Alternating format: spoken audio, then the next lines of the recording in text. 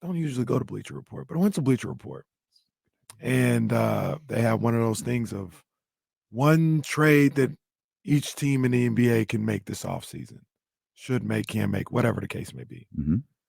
And for the Kings, it was Mikal Bridges. And the trade is Harrison Barnes, Davion Mitchell, 26, 28, and 30 unprotected first rounders for Mikal Bridges. And help me work through this. For sure, if they make the playoffs, that is something you can do.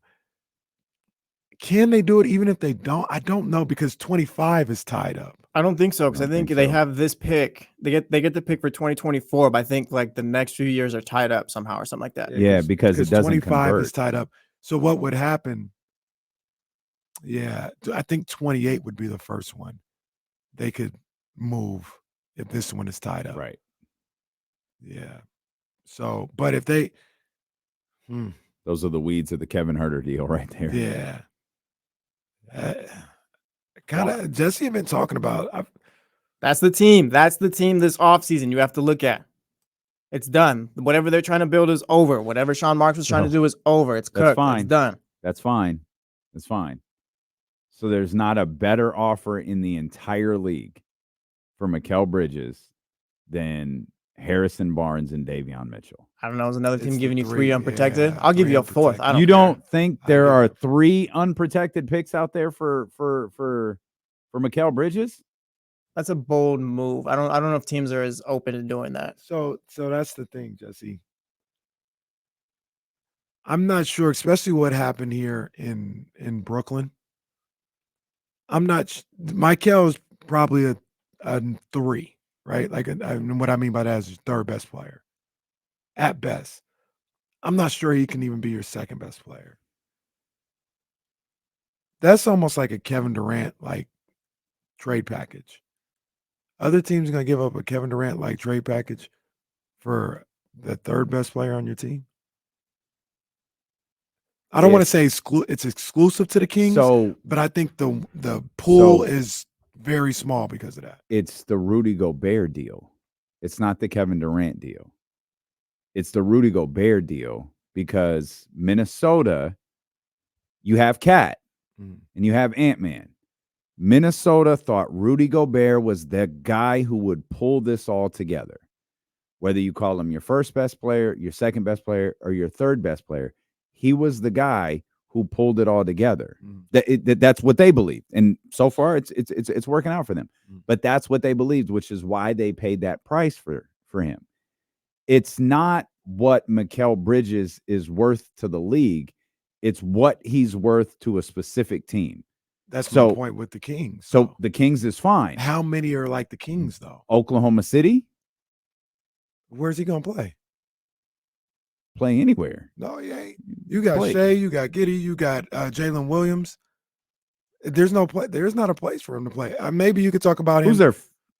They don't have a 4, which wouldn't help. Like, they need size. They don't need another guy like Jalen Williams. Now you can make the argument, Josh Giddey. You move on from him, move Jalen Williams to the 2, put Mikal at the 3. Maybe you could do that. But I don't know if they're. But it is so you work that out however you want to. He's the third best player. But if he's the guy, because he's an upgrade over Giddey, he's the one who in Presti's mind, he's the one who ties this all together. We can give 4 first, we can give 6 picks and Josh Giddey to Brooklyn or whatever player you want to build a package around. I don't know who, like, I don't know the draft capital circumstance, like for teams like Orlando or whoever else, but it feels like you'll have to pay a price because Mikal's going to be the guy that teams think can tie everything together for them, like Rudy Gobert. I don't know, but I don't even think there were that many people who thought Rudy. There are people outside the Kings. I don't think it's like, hey, we're open for business for Mikal Bridges, and the whole league is rushing to pay that type of price. I think you're looking at a handful of teams. I think there are players. They may have a better trade package. Well, but it's It's like 4 or 5 teams. But like max. Oklahoma City, though, like in the scenario, I think there are players that would, I think there are teams that would upgrade their current second best player or current third best player for Mikal Bridges. They would for sure at that price, though. 3 unprotected first rounders. Well, in the Oklahoma City case, they got him to spend. They do, but that's your boy. I think we talked about Brooklyn and New York probably wouldn't like do a deal together. Right. But doesn't New York have a? They do. Danny does. I don't think Danny would do that though. Not from that wouldn't even make sense. But sure, yeah, like I got you. So I think that's and Rudy Gobert at the time was looked at, and even right now, is looked at as one of the 2 or 3 best defenders in the league. What's Miami look like? Like I'm just looking at potential draft capital. Miami That's all might I'm have looking the at. first rounders. Yeah, they might have the first rounders. Yeah, I'm just looking at potential draft capital. See, but the thing for Miami though is like I don't think that maybe they will, but maybe you hold on to how my Hawk has now at this point. Yeah, that also doesn't feel like a Miami move either, right? Right. That might be it. Like I'm looking at, I'm just looking. I know Minnesota doesn't have it. We went over Oklahoma City, Denver. I can't see doing this. Clippers can't. Can the Warriors get in on this?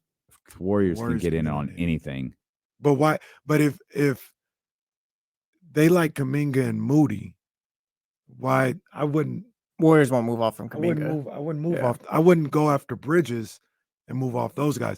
After this year, they don't have the picks. And if you're not moving Moses Moody, you got it. You got it. If you're not moving Moody or Kuminga, I don't think you have the trade pieces. Moses Moody.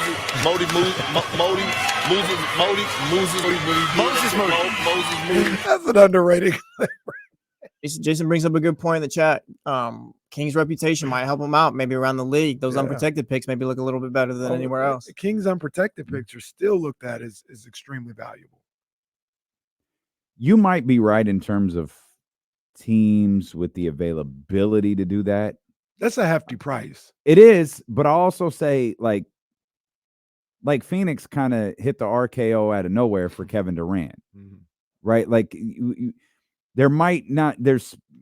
might not be looking at Orlando or Boston, who like I'm making up teams at this point, but somehow they finagle something and something happens, and now they got 3 first-round picks to trade and this cool young player so-and-so likes, and now Austin Reeves is in Brooklyn and Mikal Bridges is in Los Angeles. Off the top of my head, just looking at this list right now, I don't know what the draft picks look like, but I think you can move on from.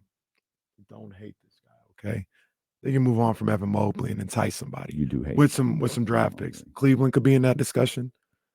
Like so here's the an entirely different question. Why would Sean Marks do this? Like trade Mikal? Yeah. It's time to blow it up. Time to blow it up. I mean, but do you start the detonation with Mikal? So that's where you get probably the most of the most of your assets. The most in return, because you're going to get the 3 first-round picks hypothetically from the Kings here, the unprotected. I'd even take Cam Johnson too. That's a lesser price. I wouldn't take him for that price, but Cam Johnson I think would help here too. Then maybe take someone like Harrison Barnes, because he's making like what, $18 million a year. That's a contract you could trade easily. Maybe get a first-round pick out of that. Maybe. Yeah. In the article, the writer says the Nets, of course, keep signaling the desire to build around Bridges, but he doesn't look like a centerpiece talent, and they don't have the necessary pieces to support such a player anyway. You'd have to think they'd at least consider this package, regardless how they feel about Mike or Barnes or Mitchell, as 3 unprotected future firsts would be a huge haul for a 27-year-old who's still awaiting his first All-Star selection.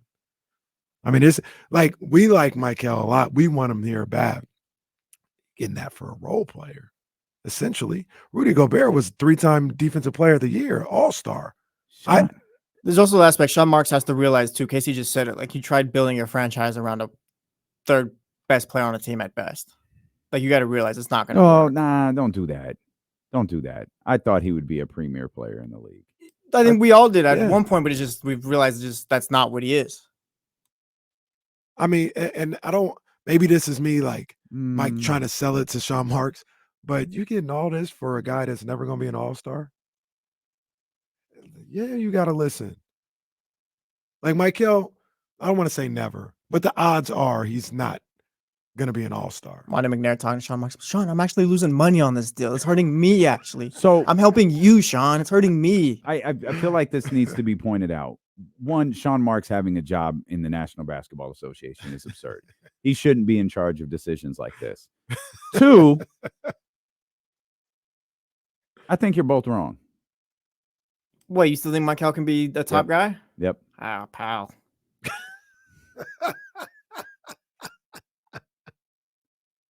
What? Pal, we're past that. Like, they got Jared Allen. They got good players. Fired Jacques Vaughn, for God's sakes, who we had to play for. Yeah, that's the guy we kept because we thought this team could play well with him and all that. Like, it's just you have players there. Like, it's not like the Nets or like the Detroit Pistons or whatever, and you still need to build. Like, you have decent players, and it's not. You're barely even a play-in team. I think. I'd even go a step further. Like, you don't have anything. You don't have anything there in Brooklyn. You got Cam and Schroeder. You got Cam and Schroeder. Any in Toronto now? He might be. I don't know. He's on this roster list. No, you're right. He's in Brooklyn. They played against the Timberwolves the other day. You got Mikal, Claxton. And that's what like this, with Mikal, this isn't gonna happen. You don't have enough good players. You should at least be. My whole point is you should at least be better than the Hawks. You should be better than the Bulls at least, or at least on that level. They don't have enough good players. Who's their coach? What's his name? Is Ali interim? Kevin Ollie. Ollie, yeah. Kevin Ollie. That's right. Yes, he is. That job stinks, by the way. Yeah, who wants that job? It's not good. It's not good. They like. I would even say I would look at is Detroit, and I'd say, "Damn, Detroit. At least you got Cade, you got Jalen Duren, you got Jaden Ivey. Make some moves here, whatever. Who are they saying that about on the Nets outside of Mikal? And I like Cam Johnson. Yeah, I like Cam Johnson, but Cam Johnson is a 4th or 5th player. I don't know, dude. Monty. I don't know. Monty tells Sean, like, Sean, they're probably gonna fire you, pal. Like, this is your last ditch effort right here. Take these picks. No, how about Sean? They're going to fire you. Do me a solid on your way out, like the rest of these general managers do to their friends around the league. So let me ask you this, Dame. Let me ask you this, Jesse. And I'm willing. TC asked me earlier, KC, would you do it? Yes, absolutely. I wouldn't waste any time. I'd make that deal. Is that an overpay for Mikal Bridges? I think it probably is. So you probably have to. Yeah. Like, how old is Mikal? 27, going to be 28 soon.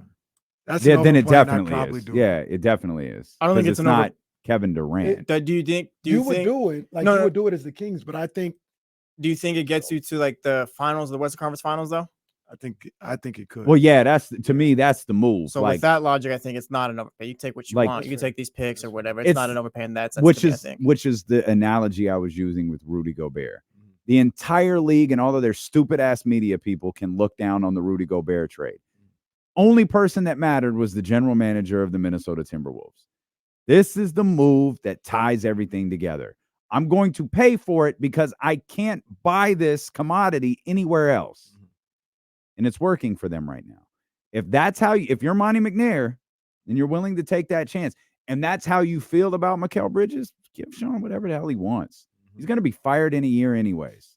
He should be fired in April. Well, yeah. He should have been fired last April. 2 Aprils ago. Give him whatever he wants. Yeah, give him whatever he wants. But what does that do for your franchise? You're now putting yourself. Giving 3 or 4 first-round picks in this deal. Yeah, this is it. Yeah, you've committed. You two were just trying to trade Keegan Murray 24 hours ago. You two, 24 hours ago. You were trying to trade some bonus. We're trying to trade Keegan Murray. Hell no. Saying, you can't wait for him to develop, and it's taking too long. And if he can't be this guy next year, you got to move on. All right. This is the move now that has solidified this roster, this coach, and this front office. If you of flexibility, what the flexibility, financial flex, whatever the line was from 3 years ago, out the gone. window. That Don't is worry about all it. gone. You're good. You believe this is the team now that competes for a Western Conference championship for the foreseeable future, not next year, for the foreseeable future. Well, you lose those picks too, or whatever. But like, you got Mikal on an amazing deal. By the way, he's not making really crazy money at all. And it's like, now you look at that lineup. It's Fox. Picks don't matter. Yeah, Fox, Herter, Keegan, Mikal, and Sabonis. Now you have 2 defensive guys now. Come on, man. And the other thing, the other thing about the whole picks aspect, this is the way I look at the picks a lot of times as well, is it's not like you're giving up all your picks for the next 6 years. You still have picks in between there. You still have opportunities in between those years to draft a first round pick, get a good talent, and add to your roster and all this other stuff. So you're not, even in pick swaps, you're not just like barred from the NBA draft for the next 6-7 years. Like, Mike could get that deal done and immediately try to find how you can turn Herter into a first round pick. Oh, and I'm gonna keep it real. We didn't even talk about that. Like, if you're trading Barnes and Mitchell and the picks for Mike's standing you're probably flipping Keegan, or not Keegan, Kevin for something else. Yeah, Mike's standing around like, hey, this is great, Monty. I still hate my 2 guard. Yeah. That's another thing. I tell him, bro, stop. I don't care. That's what Kevin, I tell. Kevin is staying. That's what I tell him too. But Mike's made it clear. I can't stand this dude. Well, then I'd make it clear. Now we got a standoff. Now we got a standoff. Figure it out. Monty Caraway. I'd do that deal in a heartbeat. And the more Jesse brings it up, I like there is a path for Brooklyn to do that. Once again, like the article said, like, you may feel some way about Mikal Bridges, like in a good way for Sean Mark, but you got to at least listen to that. You have to listen. You're getting 3 unprotected first round picks, a starter caliber player. Yeah, I'm gonna listen, and maybe a point guard. And I'm gonna call Houston. I'm gonna call Sam. I'm gonna call all my friends around the league and see if anyone wants in on this too. Houston ain't giving that up. I'm just making. But I think that price, I want to say it's exclusive to the Kings, but there's less than a handful of teams that would give up that price, give up that much for Mikal Bridges. Let's get Kamara real quick. There's almost no chance we'll get. Oh no, on time. Kamara, let's try it. What's up, man? Oh, what I was going to say is that I agree with Kenny. I mean, I don't know if that pick. Not that pick. That trade puts you over, but they need size, man. And what we're seeing, ultimately with a lot of these teams, like, we match up well with slow plodding teams, but teams that have athletic wings, especially at the 3 and 4 position, they run havoc on us. And I love Mikal, and honestly, I love Mikal. I think he would look great in the Kings uniform, especially at the 2 spot.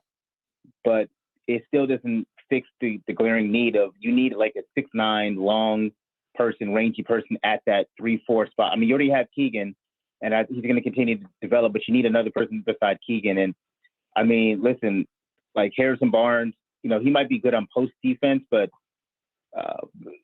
when you saw, like, you had Kobe looked like Kobe the other night against that dude. Like, you would put that dude in a blender. Yeah. But it'd be one thing if it was just like a one-off, but it's like anytime there's a 6'7", 6'6" guy, 6'9", and he's got some spring in his step, it's going to be a long night for Sacramento. And what's up? No, I was just going to agree with you. I mean, his days of guarding on the perimeter and being a top-flight perimeter defender are done. We talk about size. Harrison's 6'8". They go, like, Kings are going from 2 to 4. They're going 6'7", 6'8", 6'9".